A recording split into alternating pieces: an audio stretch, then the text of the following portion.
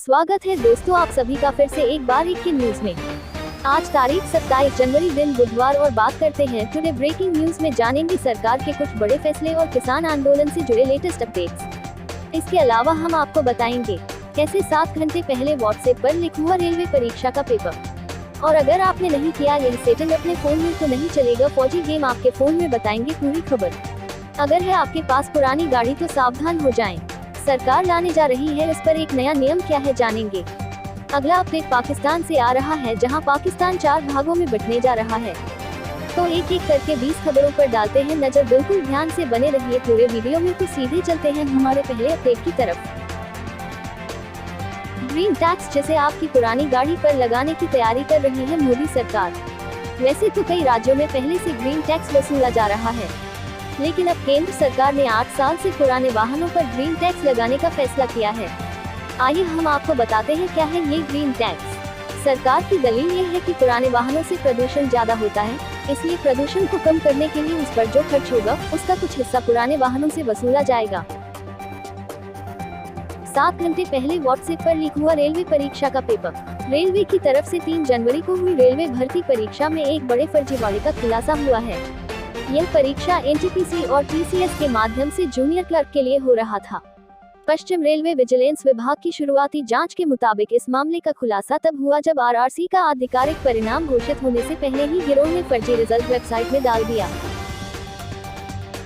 बिना बिजली के चलने वाले आरओ मशीन का आविष्कार। गुजरात प्रौद्योगिकी विश्वविद्यालय की स्टार्टअप्स में से एक ने कम लागत वाली पानी को साफ करने वाली आरओ मशीन विकसित की है।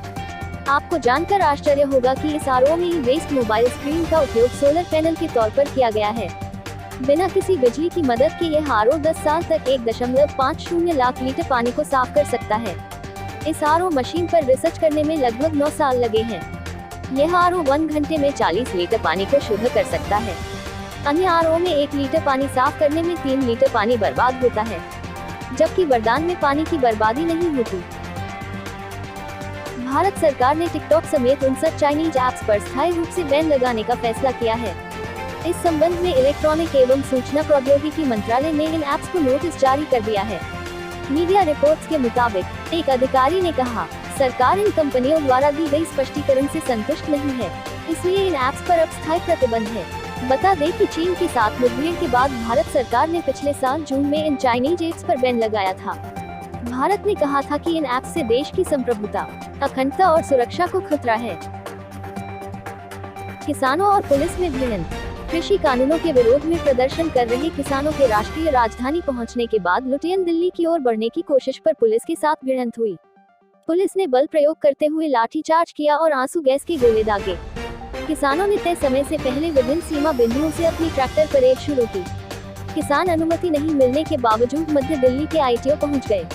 प्रदर्शनकारी हाथ में डंडे लेकर पुलिस कर्मियों को दौड़ाते हुए दिखे। पुलिस ने भी लाठीचार्ज और आंसू गैस के गोले छोड़कर भीड़ को तितर-बितर करने का प्रयास किया। वहीं दूसरी ओर कुछ किसान लाल किले तक पहुंच गए हैं। किसान यहां लाल किले परिसर के पास ट्रैक्टरों पर घूम रहे हैं। दिल्ली पुलिस ने किसानों को रोकने के लिए बॉर्डर पर बड़े-बड़े कंटेनर लगाए थे। गाजीपुर बॉर्डर पर किसानों ने ऐसे ही कंटेनर को किनारे किया और दिल्ली की ओर कूच कर दिया। दिल्ली पुलिस की तमाम कोशिशें किसानों को रोकने में नाकाम रही। तमाम कोशिशों के बावजूद दिल्ली पुलिस किसानों को लाल किले तक ट्रैक्टर लाने में नहीं रोक पाई। नेपाल से भारत दौड़ेगी दोस्ती की रेल। पिछले कुछ महीनों में उत्तराखंड से सटी सीमा पर नेपाल की बड़ी गतिविधियों ने भले ही दोनों देशों के बीच कुछ मतभेद को जन्म जरूर दिया, लेकिन अब रेलवे ने पहले जैसी सद्भाव वाली स्थिति को बनाने के लिए विशेष मुहिम शुरू कर दी है।